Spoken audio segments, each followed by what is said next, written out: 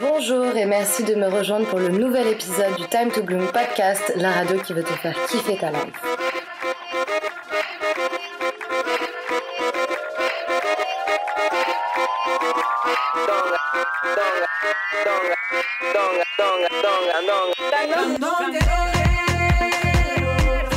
Merci d'être au rendez-vous chaque semaine de plus en plus nombreuses et enthousiastes. Spécial big up pour les mentions dans vos stories quand vous écoutez le podcast. Je trouve ça hyper cool de pouvoir mettre des visages sur vos pseudos. C'est vachement vivant. Et en plus, je vais pas te mentir, je trouve que c'est un excellent moyen pour faire la communication du podcast. Et comme j'en ai extrêmement besoin pour pérenniser ce rendez-vous hebdomadaire, je t'invite à continuer à le faire. N'oublie pas de me mentionner ThePrune, THE-PRUNE, sur Instagram et sur Snapchat.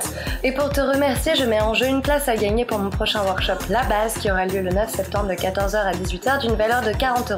Si tu veux de toute façon participer à l'événement et que tu es sûr de ne pas vouloir le rater, je te conseille de m'envoyer le plus rapidement possible un mail à hermineprunier@gmail.com. Je n'ai pas défini de nombre de places limitées, mais on ne pourra pas pousser les murs, donc fais vite.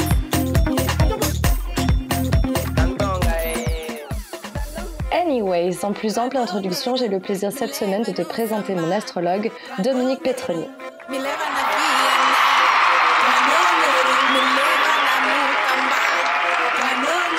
Après la diffusion de l'épisode 5 où Laura et moi y faisons référence, vous avez été nombreuses à me contacter pour me demander les coordonnées de Dominique. petronidominique@gmail.com. Petroni Dominique.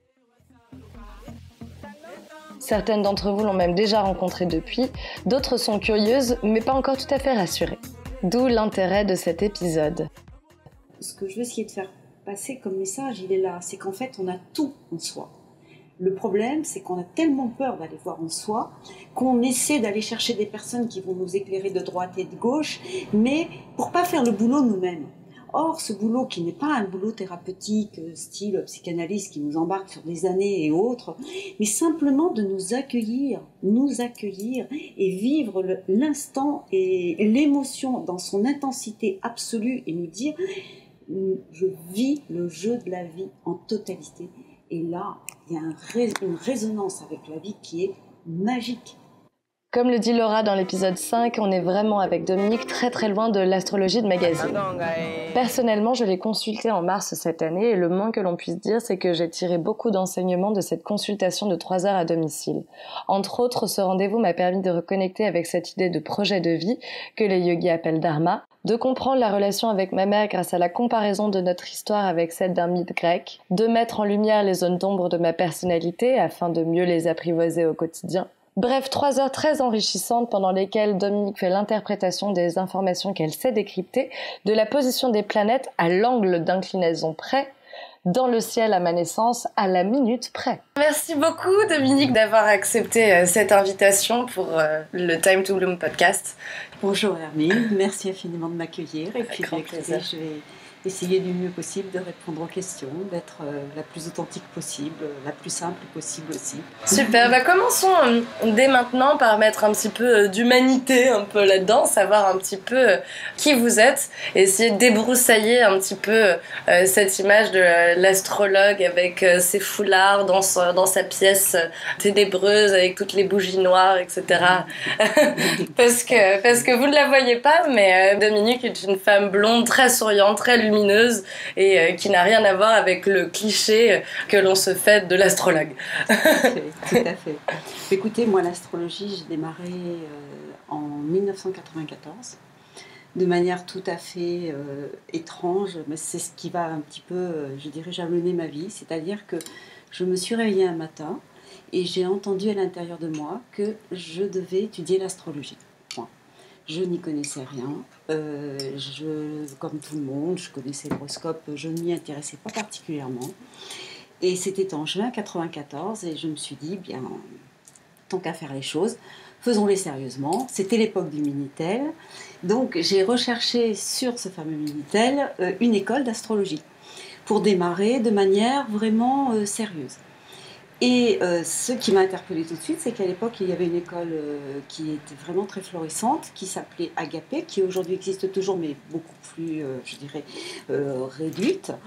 Et cette école enseignait astropsychologie. Et ces deux termes m'ont vraiment sécurisée, parce que pour moi, l'astrologie, c'était un petit peu farfelu, et je me disais que, voilà, il y avait peut-être matière à s'égarer, dirons-nous. Et donc, je me suis inscrite pour la rentrée de septembre, et à ma grande surprise, entourée de femmes qui avaient toujours un petit peu des connaissances, un peu bidouillées, chacune dans son coin. Moi, je n'avais aucune connaissance, et je me suis sentie extrêmement à l'aise avec cette matière, tout de suite. À l'aise, heureuse, nourrie d'intérieur. Première année très sévère avec un enseignant formidable qui s'appelle Yves Lenoble, très structuré, très rationnel, qui nous donnait vraiment des bases solides. Et puis j'ai donc suivi cette école pendant les 5 années, avec examen, écrit, oral, chaque année, passage obligatoire. Et je me suis sentie de plus en plus épanouie dans ce domaine-là, sachant qu'il fallait vraiment de nombreuses années pour être efficient. Et lorsque j'ai terminé ce parcours en 99, là je me suis dit, je fais quoi maintenant ? Vous faisiez quoi avant pour du coup pouvoir...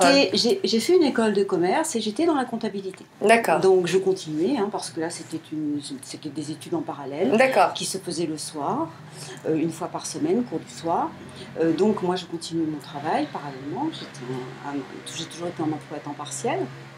Et donc, à la fin de ce cursus, je ne pouvais plus m'arrêter parce que là, j'avais enclenché un processus, sachant que pendant ces 5 années, j'ai non seulement suivi cette école riche de beaucoup de profs, mais j'ai ensuite commencé à aller voir à droite à gauche ce qui se passait, comme chacune d'entre nous, ou chacun d'entre nous peut le faire. Et en 99, là, il s'est passé une autre rencontre, c'est que à l'occasion d'un congrès qui s'était déroulé, qui existait encore les congrès d'astrologie, j'avais pris un petit flyer et j'ai découvert ce monde de la lune noire. Et donc j'ai été interpellée par ça, n'y connaissant absolument rien encore une fois. Et j'ai rencontré Dominique Biget et j'ai suivi ce deuxième parcours, où là, il a été un peu complexe au départ dans la mesure où on m'a dit bon ok, tu as appris, maintenant tu oublies tout. Donc vous faites 5 années d'études, vous apprenez, et là maintenant vous dites tu oublies tout et on repart.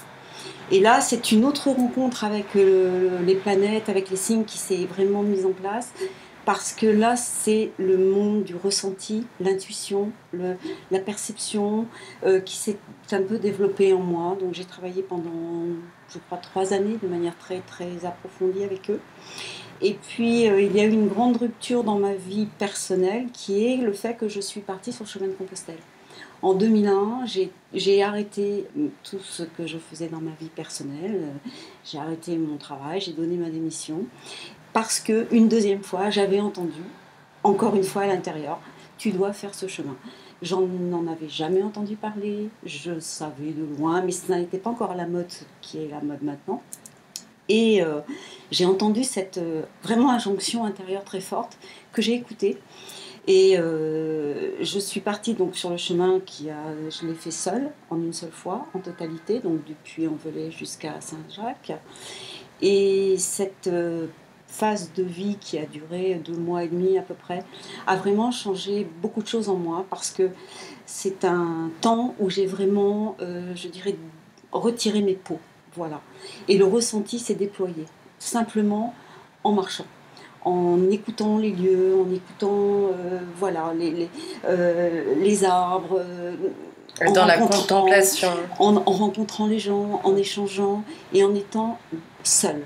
La marche, je l'ai toujours faite seule, parce que c'est une marche qui, comme vous le dites, s'inscrit progressivement dans une dynamique de contemplation, de méditation, et qui fait que quelque part on se connecte de plus en plus à soi-même. C'est vraiment ce que moi j'y cherchais, parce que je n'avais pas de quête profondément religieuse, spirituelle, oui, mais je ne savais pas ce que j'allais rencontrer en fait. Je suis partie parce que j'ai écouté l'injonction, mais je ne savais pas. Je suis partie en ayant très très peur, ça c'est une réalité. Parce que partir avec un sac à dos seul, laissant mon mari, mes enfants quand même, tout le monde à la maison. J'avais l'espoir d'arriver, mais je ne savais pas si j'en étais capable. Je n'étais pas une super grande marcheuse, j'étais juste sportive et en bonne santé, quoi. Voilà. Et c'est vraiment au retour du chemin de Saint-Jacques que l'évidence s'est faite en septembre 2001, que je devais maintenant commencer à rencontrer les gens, faire des consultations et me mettre dans cette dynamique de ressenti. à travers mon outil astrologique qui était vraiment resté vraiment très précieux. Et c'est ce que je déploie maintenant donc depuis 2001, c'est-à-dire des consultations où je rencontre les personnes à travers ce support astrologique qui va être un support de ressenti, d'intuition et qui va, comme on en parlera peut-être après, me nourrir au niveau de ce que j'ai appelé les mémoires et qui sont en lien direct avec le travail sur la lune noire qui m'a été enseigné donc par les frères Bichet. Parlons-en maintenant, qu'est-ce que vous appelez les mémoires ? Alors, les mémoires, dans l'approche que j'en ai, en prenant tout de suite, je dirais un temps, pour fixer quelque part une espèce de cadre, c'est-à-dire que ce que je vais exprimer, je l'exprime à travers ce que je suis.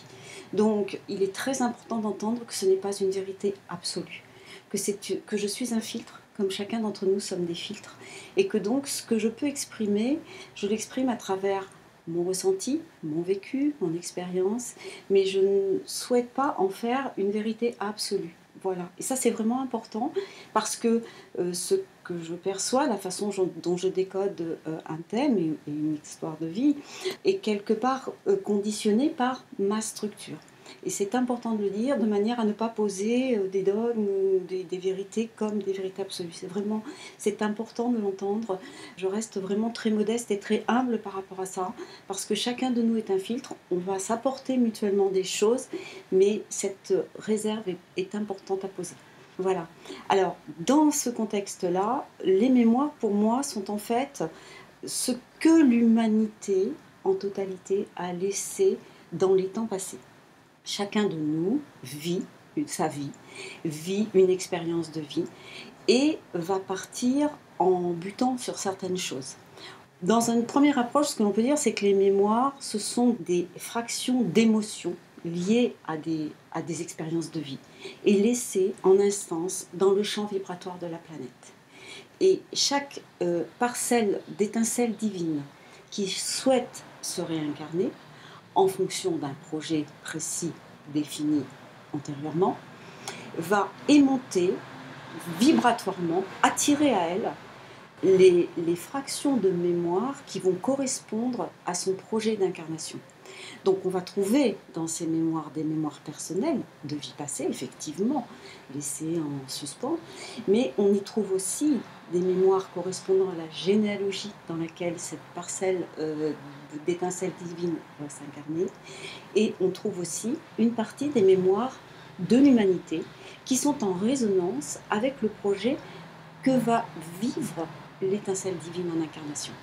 Donc en fait, on a une approche qui est, je dirais, multifactorielle de cette dynamique des mémoires et une richesse qui va faire que ces mémoires vont être le terreau, la dynamique sur laquelle l'énergie va vivre sa vie d'incarnation. Et c'est à la fois, moi souvent j'évoque l'ombre jungienne parce que ce concept jungien de l'ombre signifie qu'il y a à la fois le meilleur et le pire.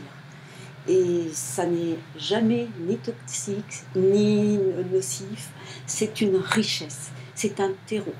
Sinon, cet ensemble de mémoires que nous avons tous va jouer comme un conditionnement et va pendant longtemps nous maintenir très inconsciemment prisonniers de cette dynamique.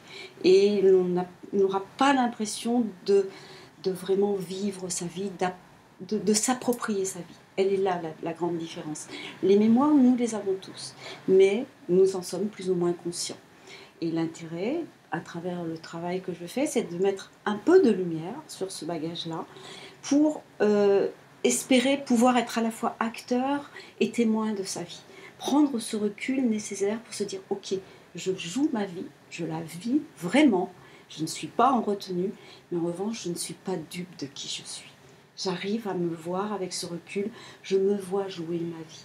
Et de ce fait, il y a quelque chose là qui devient profondément, je dirais, enrichissant, libérateur aussi.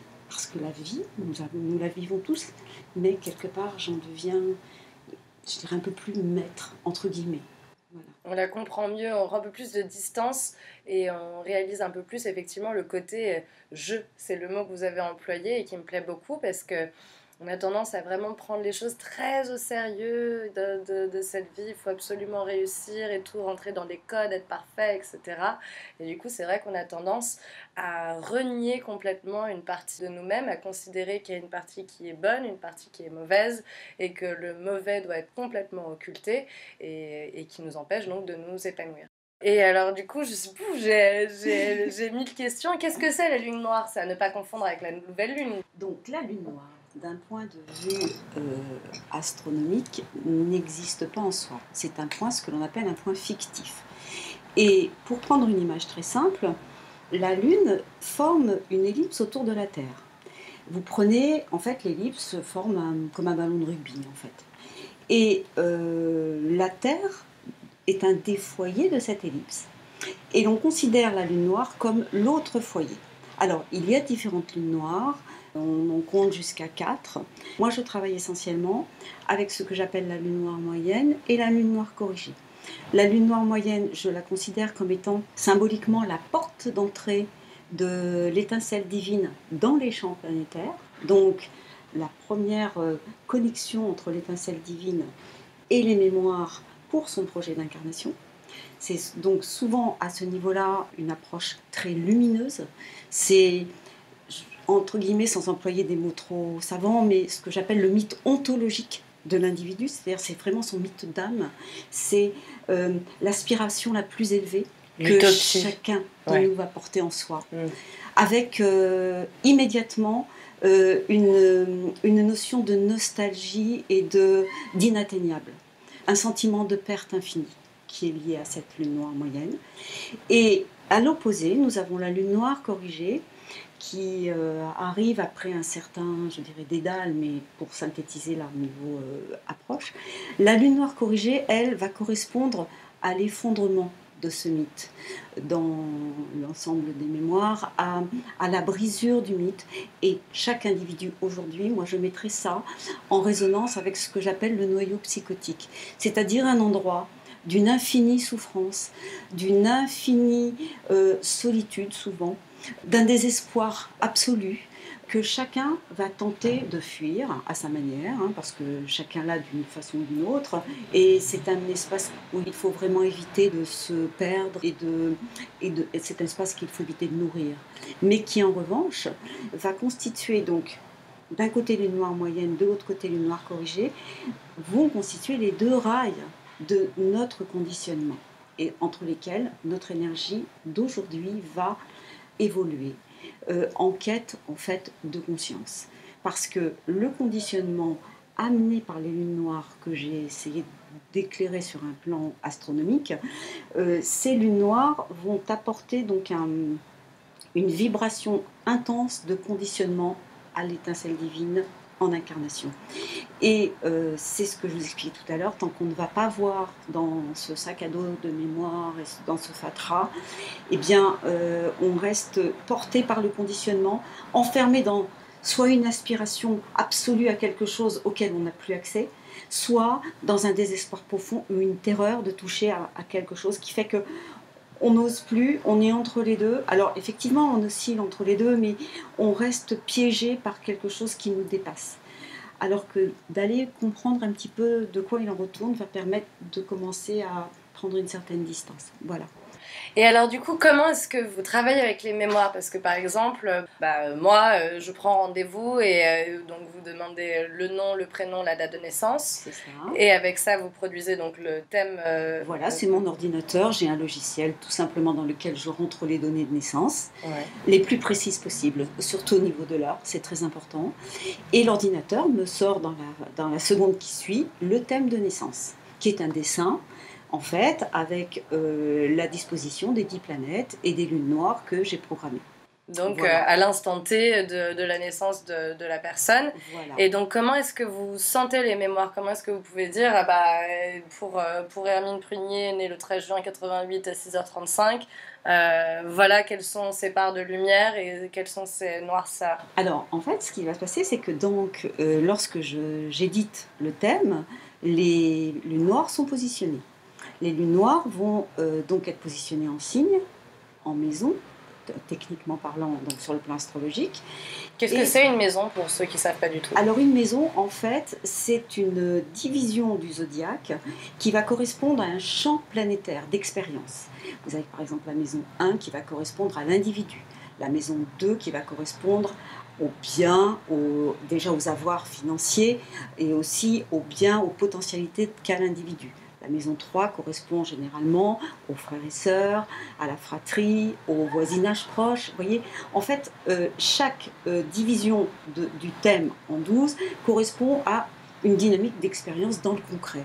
La part professionnelle, le conjoint, les amis, vous voyez, les voyages. Donc, les maisons correspondent à ces dynamiques-là. D'accord. Voilà. Alors que les signes sont plus des tonalités, en fait, des vibrations. Voilà. Et donc, comme chaque planète va se positionner en signe en maison, la lune noire va se positionner en signe en maison. Là, j'ai un travail particulier qui m'a été enseigné, ce que je pratique toujours, qui est le fait que je redivise chaque signe en 12 spécifiquement pour les lunes noires, pour leur donner une deuxième tonalité. C'est-à-dire que chaque signe va comporter les 12 signes, de nouveau, techniquement parlant. Et cela me donne une double tonalité à ce point particulier de la lune noire, et qui va par exemple être en lion, sous phase taureau, la sous-phase étant la redivision en 12, ou en lion, sous phase poisson, ou en gémeaux, sous phase capricorne. Et lorsque j'ai cette dynamique, j'ai donc la lune noire en signe, en sous-phase et en maison. Et à partir de là, je rentre en relation, si l'on peut parler comme ça, avec le thème. C'est le seul endroit où je ne peux pas expliquer techniquement ce qui se passe, mais j'ai un ressenti qui arrive. Alors ça peut être un ressenti par image, ça peut être une évidence, ça peut être, comme je l'ai souvent employé, une référence mythologique qui arrive. Encore une fois, et c'est important, j'insiste beaucoup, je suis un filtre, donc je suis formatée par mon éducation. Et vos connaissances, vous ne pouvez pas exprimer des choses que vous ne connaissez pas. Voilà. Mes images seront en référence avec mon bagage. Et c'est important de l'entendre, et c'est ce que je précise toujours au consultant ou à la consultante. Je confirme. Les images que je vais donner doivent être prises avec recul, parce que, en fait, elles vont être une manière de décrypter l'énergie qui est derrière, mais en aucune manière elles sont « vous avez été ceci ou cela dans une autre vie ». Et ça, c'est important. Parce que par moments, c'est juste, c'est vrai, la personne, ça va vraiment lui parler et évoquer des choses importantes. Je confirme. Mais il y a des moments où il faut savoir prendre du recul. C'est génial. Voilà, donc mon travail est de me connecter. C'est même pas un travail, c'est ma façon de fonctionner. C'est donc de me relier et de sentir l'énergie ou l'image, ou l'événement, ou qui va venir à moi, qui va se dégager de ce point. Voilà. Et à moi ensuite de verbaliser, de rendre le plus accessible possible à la personne, pour que surtout la personne puisse faire des liens avec ce qu'elle vit aujourd'hui. Parce que c'est bien gentil d'aller chercher ce bagage et d'aller tout remonter. Voilà. Mais qu'est-ce que j'en fais? Où est-ce que ça me parle aujourd'hui? Et en quoi ça me concerne? Et l'intérêt, c'est de voir que, dans la mesure où il n'y a pas de hasard, les choses vont être en résonance. Mais elles le sont parfois de manière détournée. Parce qu'il y a aussi un élément qu'il faudra évoquer, c'est tout le processus de la projection, qui va faire que, quand on va arriver à des niveaux de mémoire qui ne sont pas très lumineux, pas très gratifiants, et que l'on porte tous, chacun dans sa façon, dans sa dynamique, eh bien en général, on a eu tendance à enfouir ça bien profond, et en ne voulant pas aller voir ce qui s'y passe, et bien entendu la vie étant très très bien faite, ce sont des dynamiques qui vont être portées par des personnes qui seront sur notre route, et qui vont parfois beaucoup nous déranger, ou beaucoup nous interpeller. Et l'intérêt, c'est d'aller entendre que les phénomènes étant faits de telle manière qu'à un moment donné, ma conscience se pose là-dessus, mais pourquoi cette chose-là me dérange chez l'autre? Pourquoi? Et en faisant ce travail-là, le travail d'intégration de ces projections va pouvoir se faire, et du coup, une partie de notre ombre peut être de nouveau intégrée et nous mettre en paix, parce que l'objectif derrière tout cela, c'est de trouver la paix à l'intérieur de soi. C'est pas d'être en combat permanent, en quête. La quête, oui, on l'aura toujours, mais on peut être de plus en plus apaisé. Et l'apaisement va venir du fait que cette fameuse ombre dont on parlait au départ, on va la rendre de plus en plus lumineuse, de plus en plus limpide, même s'il en restera toujours, on le sait, puisque la lune noire est un travail qui va nous tenir toute notre vie, toute notre incarnation. Le fil rouge de la lune noire sera là, parce qu'en fait c'est vraiment l'axe sur lequel nous sommes, et la quête qui nous nourrit justement pour remonter en conscience et rechercher de nouveau une dynamique, je dirais, de dégagement de ce fatras de mémoire. Mais en les ayant quelque part libérés, dégagés, pardonnés, voilà, retravaillés, afin que ces bulles de lumière... Moi, je prends souvent l'image du ballon d'hélium. Les mémoires, c'est un peu des ballons d'hélium coincés au plafond. Donc, en les reprenant, en faisant, je dirais, en reprenant cette énergie pour la faire sienne, d'une manière ou d'une autre, à un moment donné, on crève le ballon et on n'en parle plus. Vous voyez, c'est un petit peu ça. C'est beau comme image, j'aime bien. Est-ce que vous pourriez me parler d'une personne qui est vraiment avancée depuis que vous l'avez rencontrée, peut-être il y a longtemps, et que vous avez revu? Alors ça, c'est compliqué parce que, en fait, moi, je vois les personnes une fois, parfois deux fois, avec assez peu d'intervalle, souvent. Et ce qui se passe, c'est qu'il y a des clics ou pas. Donc, et je n'ai pas pour objectif, si vous voulez, de suivre l'évolution concrète de la personne. J'ai comme, moi, quelque part, mon travail est d'intervenir ponctuellement dans la vie d'une personne. Ce que j'ai remarqué qui est extraordinaire, c'est que j'interviens toujours au bon moment pour la personne. Donc c'est là où je dis merci la vie. Parce que vous savez, les erreurs de rendez-vous, les problèmes de date, rien n'est anodin. Et tout est vraiment juste. Et quand il y a une difficulté, c'est pas grave, c'est que c'est pas le moment. Il m'est arrivé quelquefois, carrément, de ne pas le sentir au téléphone et de dire à la personne, bon écoutez, je vais monter votre thème avant et je vous rappelle. Et de lui dire non, c'est pas le moment. Je ne peux pas vous prendre maintenant parce que ça n'allait pas. Mais c'est assez rare. En général, les choses... Par exemple, pourquoi est-ce qu'on repousse un rendez-vous ? Le dernier exemple que j'ai à la mémoire, c'est une jeune femme qui était en train de remonter avec sa thérapeute des choses extrêmement anxiogènes, des rêves terribles de violence inouïe au regard de sa maman, et qui ne comprenait pas, parce qu'elle avait une vie relativement tranquille, que ces rêves interviennent et adviennent et soient aussi violents et aussi inquiétants. Et là, je me suis permise, parce que j'étais un peu en lien avec la thérapeute, parce que c'est vrai que la plupart des personnes viennent me voir sur le conseil d'amis thérapeutes que j'ai, ou de bouche à oreille, mais parce que les personnes sont elles-mêmes en cheminement et en travail personnel. Et donc, j'en parle un tout petit peu avec cette thérapeute en lui disant, moi, il y a quelque chose qui me dérange, parce que je pense qu'il faut déjà que cette jeune femme intègre une partie de l'ombre qui est en train d'émerger, parce que moi, si j'arrive dans son champ d'énergie, je vais presque déballer les poubelles, et c'est pas possible, c'est pas intégrable, c'est trop tôt. Et c'est une personne à qui j'ai conseillé de lire des livres sur l'ombre pour déjà apprivoiser l'ombre. Elle était jeune, elle n'était pas du tout sensible à tous ces domaines-là, et c'était trop tôt. Et donc, je lui ai conseillé de lire les bouquins de Marie-Lise von Franz, qui a écrit, si vous voulez, qui a, je dirais, un petit peu vulgarisé, entre guillemets, les concepts jungiens à travers les contes de fées. Et c'est vraiment très intéressant. Et donc, je lui ai conseillé de lire ce qui concernait l'ombre, ce qui concernait l'anima, tous ces concepts-là un petit peu compliqués au départ.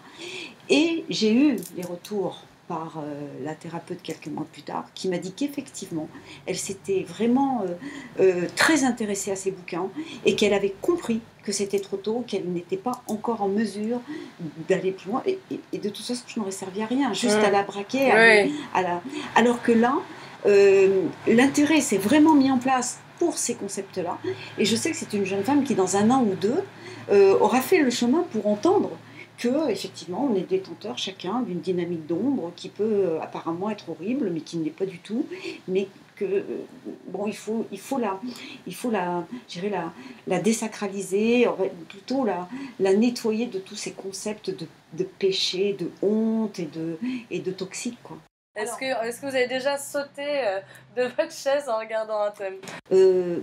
Aucun thème ne me fait peur, parce que ce qui se passe de très important, c'est que quand on rentre en connexion, comme je le fais avec un thème, on rentre en connexion avec la part, même si c'est entre guillemets de l'ombre, c'est la part la plus belle de l'individu. Et donc moi, j'aime automatiquement la personne que je vais rencontrer, parce que derrière, j'aime cette étincelle divine qui s'est incarnée. C'est moi à l'intérieur, c'est mon cœur qui parle, c'est pas mon mental. C'est un amour immédiat de cette parcelle divine qui fait une tentative, comme elle peut, de se dépatouiller dans cette matière avec ce choix qu'elle a fait du bagage qu'elle s'est chargée de prendre pour essayer de le nettoyer. Et ça, pour moi, c'est tellement beau, c'est tellement touchant, cette dynamique-là, que j'aime. Donc forcément, je ne me pose pas de questions. Après, ce qui va se passer, c'est que, là encore, une deuxième réponse, je suis structurée, j'ai un cadre, et forcément, j'ai des planètes qui vont être à tel et tel endroit. Et je vois tout de suite si mes planètes vont coller avec la personne ou pas, ou, entre guillemets, par où je vais passer. Est-ce que c'est ma Vénus qui va rentrer en contact, donc un contact affectif? Est-ce que c'est mon Saturne, le côté rationnel, structuré, qui va parler à la personne? Est-ce qu'elle va me faire obstacle? Il y a différentes manières de rentrer en relation avec l'individu, et ça, je le sens. Alors, il y a des fois, je regarde, des fois, sincèrement, je ne le regarde même pas. Authentiquement, je sais que de toute manière, quelque chose va passer, parce qu'on n'est plus entre une personne qui sait et l'autre qui sait rien et qui vient chercher le savoir, le je sais pas quoi, mais une espèce de... On est dans une forme de transmission, de partage, et de se dire, chacun fait un bout de chemin. Aujourd'hui, c'est moi qui suis sur votre route et je vous mets un ou deux cailloux sur votre route pour que ça aille plus loin. Et puis peut-être que demain ou après-demain, vous le ferez à quelqu'un d'autre. Et c'est ça la dynamique qui est importante. Time to bloom! Et alors du coup, comment est-ce que vous utilisez l'astrologie dans votre vie? Je ne l'utilise pas pour moi. Et je joue avec, bien entendu, il est évident que je regarde. Mais en fait, je ne prends jamais une décision par rapport à mon thème astrologique. Parce que dans la mesure où moi, j'ai cette dynamique très forte de l'intuition et de la connexion à mon être intérieur, entre guillemets, en toute modestie, les informations, elles arrivent en direct. Et si je commence à réfléchir, est-ce que c'est le bon moment, la bonne date, le bon truc, je vais passer à côté. Mais ce qui est intéressant, c'est que je fais d'énormes bourdes aussi. Et j'en ai fait une très grosse là, mais là où j'adore ma vie, c'est que j'ai fait, c'est pas une bêtise, j'ai acheté une maison à un endroit où la vie n'a jamais voulu que ça fonctionne. Pendant 2 ans, je me suis vraiment acharnée. J'ai mis une énergie de dingue à trouver maître d'œuvre, artisan. Hein. J'avais la maison, j'avais le budget, ça n'a jamais pu se mettre en place. Et il s'est trouvé que j'ai fait un jeûne. Je ne l'ai pas fait pour ça, mais mon corps avait besoin, parce que je suis très reliée à tout ça aussi. J'ai fait un jeûne, et à la fin du jeûne, en une fraction de seconde, l'information est descendue, mais laisse tomber. C'est terminé pour toi. Ce projet ne te convient pas. Et aujourd'hui, 6 mois après, je suis capable de me rendre compte qu'en fait, la vie m'a énormément protégée. Parce que je m'étais engagée dans quelque chose qui était une grosse erreur. Mais enthousiasme, tout feu, tout flamme, je fais ce truc-là. Et je n'avais effectivement pas regardé. Et quand je regarde, par contre, c'est très intéressant, je regarde après coup. Et là, je vois pourquoi ça n'a pas fonctionné. Et je vois là où nous avions un joli carré Saturne-Neptune dans le ciel, et moi j'étais plein pot dedans, et donc je me suis fait mes illusions, mon plan, mon film, et ça n'a pas fonctionné.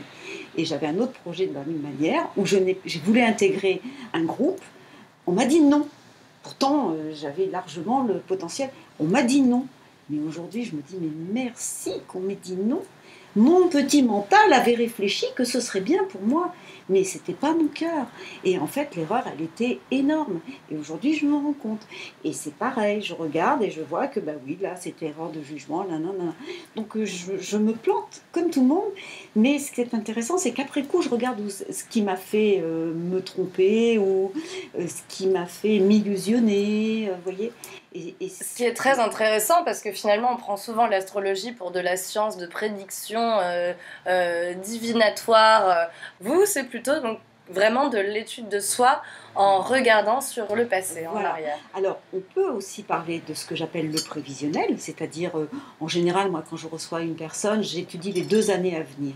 Mais ce dont je vais parler, c'est des dynamiques en présence. C'est-à-dire, voilà, si on a un passage de Saturne qui est un petit peu bloquant, genre Saturne opposé au Soleil, comme j'ai eu le cas d'une dame il n'y a pas longtemps, qui s'est faite opérer du genou en plus, ben, je lui ai dit à cette dame, tant que Saturne, là, il devient direct, là, dans les 2 jours qui viennent, Saturne ne freinera plus, il va de nouveau avancer, mais tant que ce Saturne n'aura pas dépassé son Soleil, la dame ne récupérera pas complètement sa dynamique. Il y a quelque chose de lent, il faut donner le temps. Donc, alors, est-ce que vous pouvez juste expliquer, parce que pour quelqu'un qui ne connaît pas du tout, c'est vrai que c'est bizarre, on ne comprend pas comment Saturne, donc, qui est une planète qui fait des milliers de kilomètres de large, comment est-ce qu'elle avance, comment ça marche? Ces mouvements, je ne rentrerai pas trop dans le détail parce que c'est très compliqué, mais le mouvement de rétrogradation des planètes est un mouvement qui est purement fictif. C'est un mouvement illusoire qui n'est que vu de la Terre. On a l'impression que de temps en temps, les planètes reculent. C'est le cas actuellement de Mercure, qui est en mouvement de rétrogradation. J'ai remarqué, oui. Donc, la communication, les problèmes informatiques, les problèmes de véhicules, les problèmes de compréhension entre individus, tout cela, pendant quelques jours, est un petit peu mis à mal, dirons-nous. Donc, c'est une illusion d'optique, dirons-nous.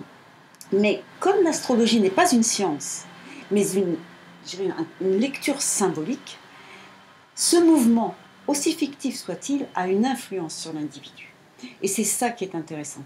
Et les rétrogradations, quand elles se produisent donc dans les éphémérides, non pas en réalité, mais symboliquement, ont pour objet de mettre l'accent d'abord sur l'énergie de la planète qui rétrograde, et ensuite sur le lieu du thème, si vous voulez, donc techniquement chaque individu est différent, mais sur son lieu vibratoire concerné. Et en fait, cette rétrogradation, vous imaginez une charrue, quelqu'un laboure son champ, d'un seul coup il s'arrête, il recule, par exemple de 5-6 mètres, et il repasse. Donc on a 3 passages sur cet endroit-là du thème. Ce qui veut dire que c'est forcément un endroit où la personne doit commencer à être à l'écoute, doit se dire « Ouh, mais alors », d'autant qu'il y a des planètes rapides, Mercure rétrograde 3 semaines, ça va aller. Saturne, c'est beaucoup plus lent. Saturne a rétrogradé 4 mois.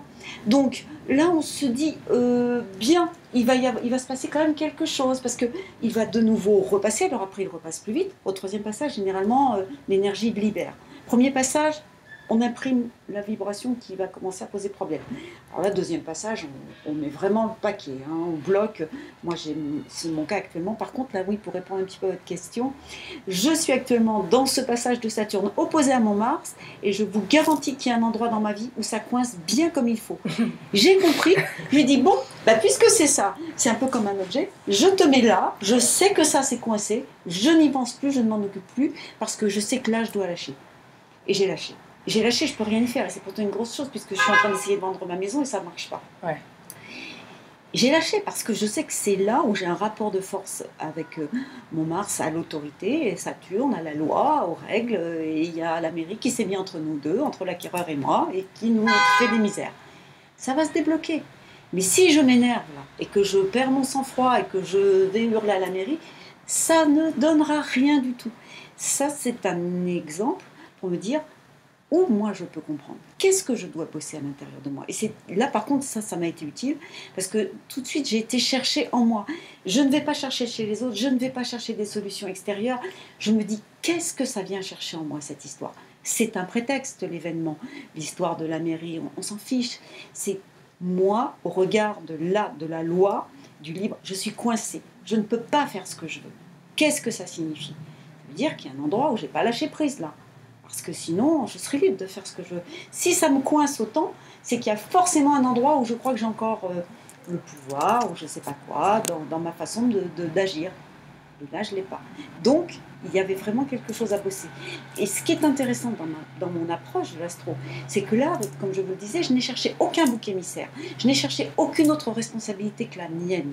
Et c'est en ce sens que mon travail d'astro est important, parce que ça nous renvoie à qui nous sommes et le fait de pouvoir prendre sa vie en main. Et chaque chose qui nous arrive est toujours originée à l'intérieur de nous, jamais à l'extérieur. On n'est pas des victimes. Moi, c'est vraiment l'approche que j'ai. Nous ne sommes pas victimes dans notre vie. Nous avons choisi un projet de vie. Il y a effectivement par moments des circonstances qui pourraient faire croire que nous sommes victimes, mais en fait, il y a quelque chose à comprendre de ça. Et là, c'est un travail sur l'ombre. Et réellement, oui, ce pouvoir, moi, étant un bon bélier, je décide, j'y vais. Quand je décide, ça doit fonctionner. Eh ben non. Et là, j'accepte, j'accueille. Et le fait d'avoir pigé ça, par contre, et d'avoir fait le lien avec ce que j'avais comme passage planétaire, m'a permis de m'apaiser tout de suite. Sinon, je me serais vraiment fait du mal, parce qu'il y a des gros enjeux quand même. Une maison, c'est pas anodin, c'est compliqué. Et là, ben non, honnêtement, je suis en paix. Et non seulement je suis en paix, mais ça va même plus loin. C'est que j'ai vu tous les avantages au fait que cette maison n'était pas tout de suite vendue. Donc en ce sens, vous voyez, voilà comment je peux répondre, c'est que honnêtement, je ne prends jamais de décision en regardant l'astrologie. Par contre, quand je rencontre quelqu'un, moi je ne suis pas concernée émotionnellement. Là, je peux me permettre de définir les années à venir parce que je n'y ai pas d'implication. Et ça, c'est vraiment important. Dès que vibratoirement vous voulez quelque chose, vous n'êtes plus neutre. Et donc, dans mon travail, la troisième partie de la consultation, c'est de vraiment donner des indications précises sur les énergies en présence sur les 2 années à venir. Parce que là, ça peut être important pour quelqu'un qui est un peu en quête, en doute, en recherche, d'entendre que peut-être Saturne va être bloquant, ou qu'au contraire, Saturne va être constructif. Mais à chaque fois, la personne prend ou ne prend pas. Il n'y a aucune obligation en matière de planètes et de transit et de passage planétaire. Les transits, c'est lorsqu'une planète dans le ciel, symboliquement, passe sur un point de notre thème. C'est ce qu'on appelle un transit. Actuellement, par exemple, Saturne est à 22 degrés du Sagittaire. Si quelqu'un a son soleil à 22 du Sagittaire, le soleil est transité par Saturne. Tout simplement. Okay. Et ces passages-là durent plus ou moins longtemps, mais chacun est toujours libre. Et là, ça fait un peu, disons que je vais un petit peu plus loin entre un peu le sens de la vie. Est-ce que la vie est prédestinée? Est-ce que la vie est écrite avant? Là, je peux vous donner un petit peu juste mon éclairage. Ah bah oui, c'est très intéressant, je suis passionnée. J'ai rien à dire, moi je vous écoute parler depuis tout à l'heure. J'enchaîne. J'adore. Allez-y, autant que vous voulez. Et donc, moi, la réponse que je me permettrais de donner, c'est de dire que je pense que quelque part, le projet de vie est défini. Le projet de vie, il est plus ou moins délimité dans la mesure où on choisit une famille d'incarnation, on choisit un lieu d'incarnation, donc le projet est déjà plus ou moins dessiné.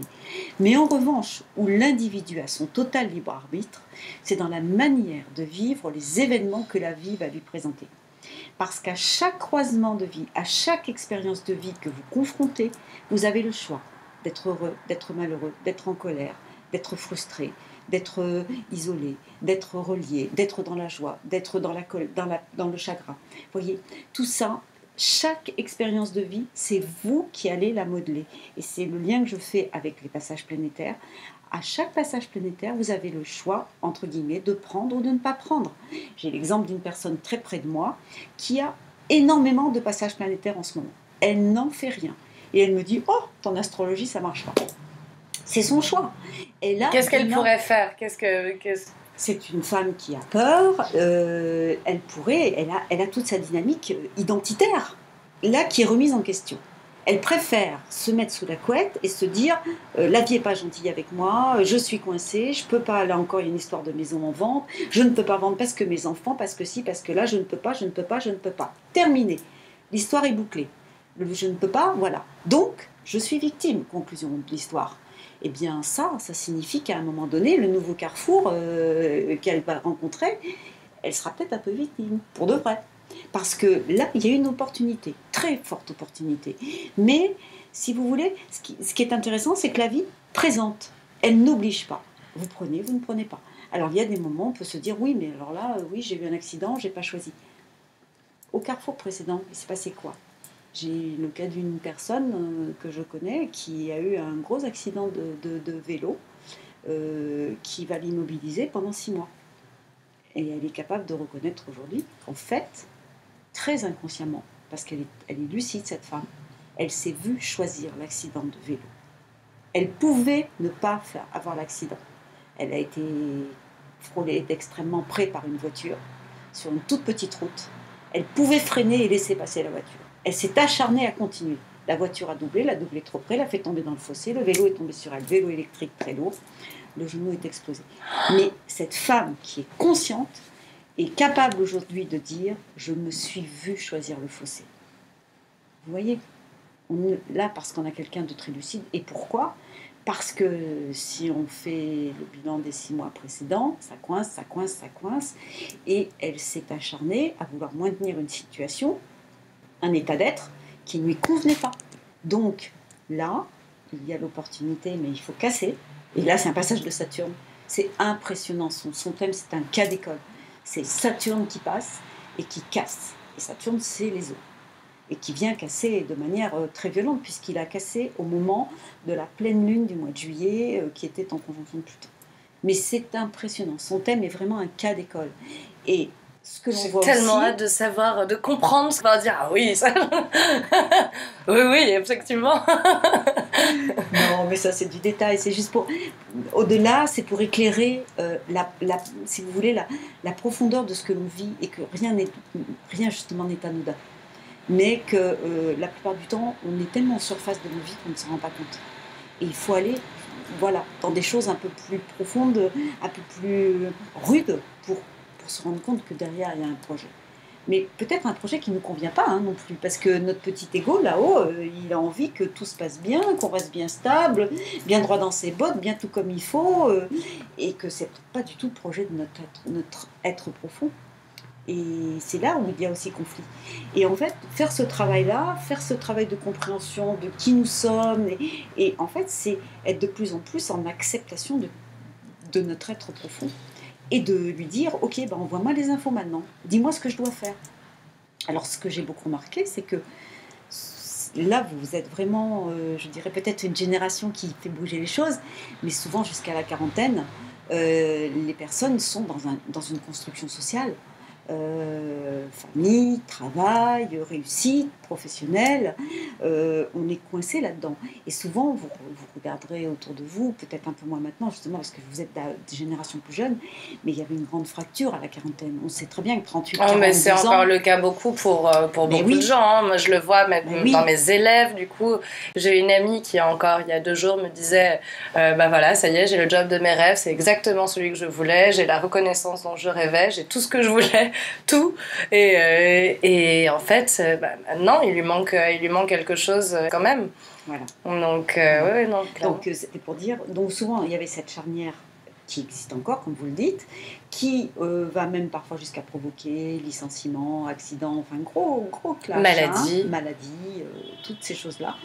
Mais ce qui est intéressant, c'est de voir émerger votre génération qui anticipe, qui se pose des questions et qui est sur ce chemin de conscience, parce qu'en fait tout ce dont on parle depuis le début, c'est en fait le chemin de conscience. Parce que les mémoires, c'est bien gentil, on a évoqué ça parce que c'est un aspect technique, mais aujourd'hui, le pourquoi des mémoires, c'est justement pour ne pas les reproduire, ça n'est pas pour retourner vers les mémoires, c'est pour, en travaillant les mémoires et en les libérant de leur dynamique de souffrance, aller vers qui nous sommes dans une quête qui met en place une dynamique de conscience. Parce qu'en fait, c'est réellement ça qui est en jeu. Le reste, il faut bien se dire que lorsque l'on part, et tout le monde le sait, mais tout le monde le fait quand même, on n'amasse rien, on n'emporte rien, si ce n'est l'amour dans son cœur et la conscience qu'on a déployée à l'intérieur de soi. Et donc, ce chemin-là, plus on le met en route tôt, alors est-ce que c'est une question de génération? C'est intéressant. Plus la richesse de la vie va être immense, parce que du coup, le jeu se met en place beaucoup plus jeune. Regardez, vous êtes magnifique, vous êtes rayonnante, et vous allez jouer bien plus tôt que moi avec la vie. Quelle heure est-il? It's Bloom o'clock. Alors pour prendre rendez-vous avec Dominique, n'hésitez pas à lui envoyer un email, donc petronidominique@gmail.com. Super. Voilà. Donc Dominique se déplace donc chez vous pour éviter d'avoir à brûler sa maison à l'encens ou à la sauge. Ou dans un lieu public, on retrouve toujours, il n'y a aucun problème. Donc consulte à Paris où vous voulez, vous pouvez l'enregistrer, ces rendez-vous durent 3 heures et sont au prix de 80 €. Voilà. Rien de plus. Merci infiniment. Avec grand plaisir, c'était génial. Merci pour tout, vous avez été top. Merci d'avoir écouté cet épisode jusqu'au bout et pour la peine, je te glisse le code de moins 10 € de réduction pour le prochain workshop La base du yoga qui aura lieu le 9 septembre, soit 30 € au lieu de 40 pour les 4 heures d'atelier avec le code BLOOM que j'avais tout simplement coupé au montage dans l'épisode 8. Donc si tu le cherchais, il n'y était pas, mais le voici. Mieux vaut tard que jamais. Avant de reprendre le cours de ta vie, n'oublie pas de liker, commenter et partager dans ta story pour peut-être gagner ta place carrément pour le workshop. Et en attendant, il ne me reste qu'à te souhaiter une excellente semaine. Bisous!